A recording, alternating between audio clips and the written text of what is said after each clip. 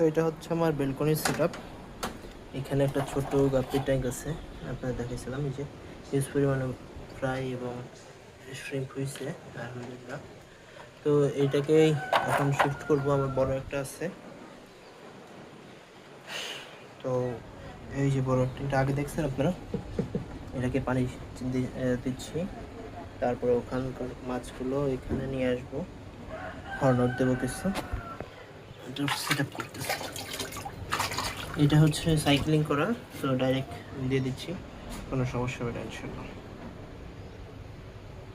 আর এই বারান্দার অবস্থা এলোমেলো।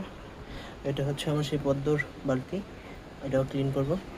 আর এখানে হচ্ছে মাছের অনেক মিশ্রিং অ্যালগি হয়েছে, অ্যালগিগুলো ছড়াই দেবো।